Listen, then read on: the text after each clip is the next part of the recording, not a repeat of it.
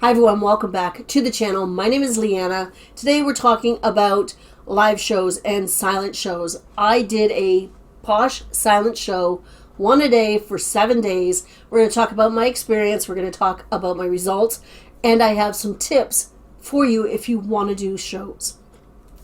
If this is the kind of content that you like, I hope you enjoy the video. Let's go.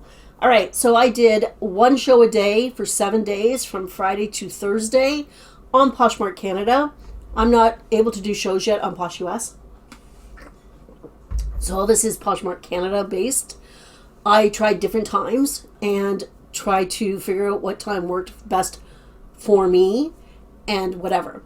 Why did I do silent and not actual lives? I did silents because they're easier, period. Doing a live show takes a lot of prep work, and you actually have to work the show, and you could be doing your show for a long time. Doing a silent show, you create the show, you put the listings into the show, and you do a couple of clicks. Each show, I had almost 50 items, give or take, and none of them took longer than 35 minutes. So it doesn't take nearly as much time as well. So I did silent because they're easier, period. So from Friday to Thursday, different times of the day, starting at 7:15 in the morning. The last show was a 4:15 show, and I had some in between. Why did I do those times? Because for me, in my lifestyle, later at night just doesn't work.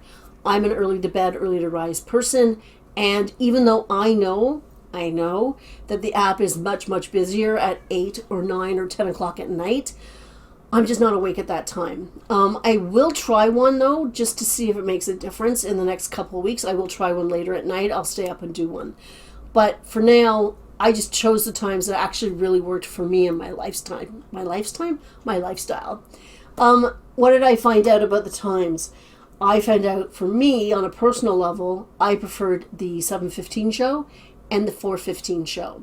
So a show that was at the very beginning of my workday, so I would have the rest of the day to do things, or a show at the very end of my workday because I've already had the day to do things. So those shows worked out really well for me on a personal level. They also worked out because they had the most engagement. They had the most people in. Now, silent shows, I don't think get a ton of views. They don't get a ton of people in, but mine were maxing out about 7 or 8, which is not bad. And I just found they had the most engagement, which worked out really well. So I did shows at 8:15, 10:15, 11:15, and 12:15. Don't ask me why I chose 15. It's just something I did. I didn't like those shows. I wasn't looking forward to them. I was like, oh man, I got a show. I didn't feel like I could go out and do things because I had to get home to do this. I didn't like it psychologically. And those are the shows that had the least amount of engagement anyway, so that works out for me. I also found out that Sundays are just not a good day for me to do shows. They just were they weren't visited at all. They weren't, they got no sales. And that's the second Sunday that I've done a show, and it's just not working. So I probably won't be doing Sundays. For me, the best day was the Wednesday. My Wednesday show had sales. It was the only show that had sales. So I was happy with that. I ended up selling, I think, 7 items, which was great. I didn't make a ton of money, but there were also items that I really wanted to move because they'd been sitting for about a year. So I was really happy for them to go off into the wild and make me a little bit of cash flow. So Wednesdays at 4:15 worked really, really well for me. I am doing more shows next week at 4:15, from Monday to Friday at 4:15, to see what day works the best. So like I said, with my results, I didn't make a lot of sales, but I think that is because I'm still really new at it. I think being consistent with your shows will help build a following and will get you more sales and more people into your show. So that's my first tip.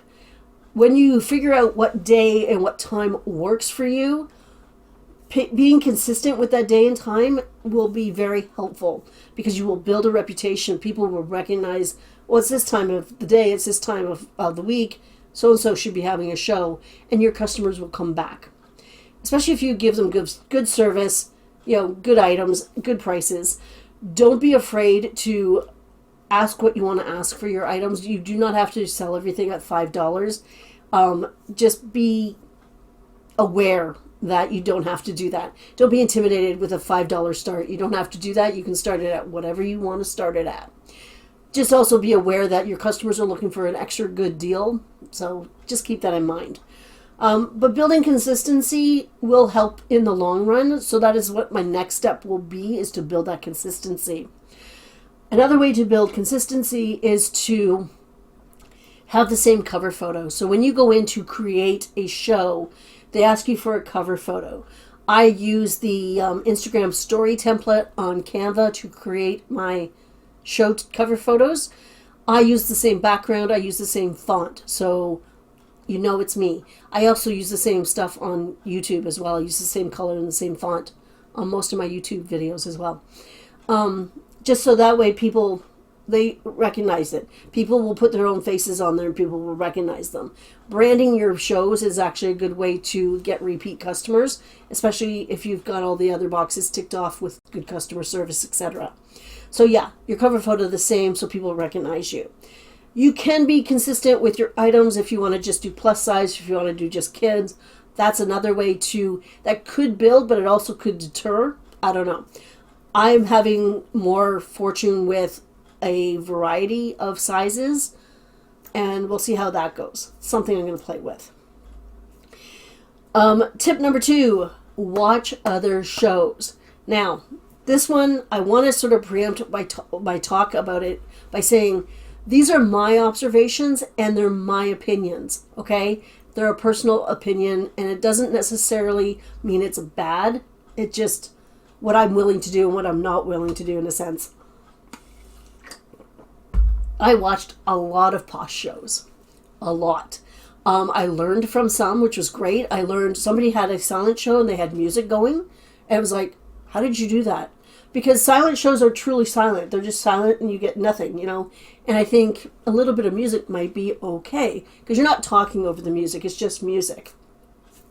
So I had to figure out how to do that. And I tried it Wednesday. It didn't work because my mic didn't have access to Chrome or whatever. And I couldn't fix it on the fly. I tried it again Thursday, and I think it worked. But every time I asked the chat, because there were people in my room or in my show, nobody would answer me whether or not they could hear the music. So, I don't know. If you are around on Monday at 4:15 Eastern Standard Time, I am doing another show. I want to know if the music's working. If you want to pop in and say hi and tell me if the music's working, that'd be fantastic. Anyway, I learned that you could do music, which was really a cool thing. I also learned what not to do, because honestly, first of all, shows are not a way that I want to shop. They're just not. I'm actually not a very social person, and that party atmosphere that people do is just not for me. If it works for them and they love it and they're doing it and it works, awesome. It's not for me, and I know that. With the sort of atmosphere, you want to make sure that you're engaging with your chat. You want to, if you can, say hi to everybody when they come in. That's hard, especially if you've got a busy show, but try to acknowledge people. Keep it going, and don't have dead air, don't have dead space. I saw a lot of shows where all I could see was a door, or all I could see was a rack of clothes, because the seller was over here doing measurements and they're not engaging. Now that's something that they have to learn, but that's one thing. I also found that there was noise, and I'm not just talking about music. I'm not a huge fan of loud music and people talking. I have a hard time concentrating on what they're saying. That's a personal thing. But some music was really nice. It was just really low in the background, and you could still hear the person, and that was perfectly fine. But there were other shows where, kids were crying in the background, dogs were barking in the background, and that's just not professional. And I mean, it's unfortunate because that's your life and that's the way you have to do it. Because, not all of us are fortunate enough to be able to walk away and, have the support that we have a room, or we have whatever, that they can look after the kids or whatever it happens. So I understand it. It's just not my cup of tea. Also with having your pets all over your inventory, I think is really unprofessional. My cats aren't anywhere near my inventory. And I would, when I've done a live show, I lock the door so the cat can't come in, because we all know Finn loves to be in with me, so he does try to get in. My other cat, I do have two, but anyway, she doesn't want to do anything. She's just off in her own world. Anyway, watch other shows to find out what you like, what you don't like, what works. If I'm having a show, if I go into a show and they've been on for 2.5 hours and they've sold 4 things, you're not doing well. I'm sorry, because honestly, that's a lot of time to sell, $40 worth of items. So learn what works. Just because somebody's doing a show doesn't mean they're being successful. Look at what's sold on their one side. Look how many people are in the room. Do that kind of thing and figure out for yourself if what they're doing will work for you and if it works in the matter of sales. I did visit a few shows where they'd sort of been on for like 2.5, 3 hours, and one person had, 20 items sold and the other one only had 4. And it's like, yeah, that's a lot of time. So watch other shows, learn about them. Again, those are just my own personal observations. They're not necessarily, some of them are, I think, across the board bad, but some of them are just not for me, and that's all it is. 2 more tips. When you are putting your listings into your show, you don't necessarily want heavy items because you pay the extra fees for shipping with heavier items, right?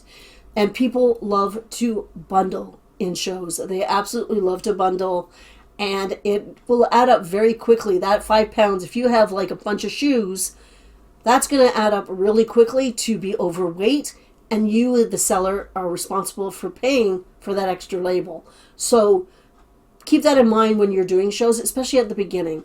Try to pick lighter items so people can bundle and you're not going to be out the cost of the heavier label.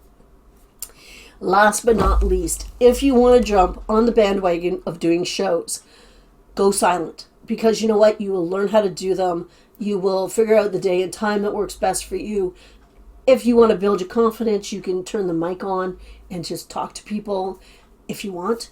If you don't, you can just go silent. And they are very easy to run and very easy to set up, and they don't take a ton of time out of your day.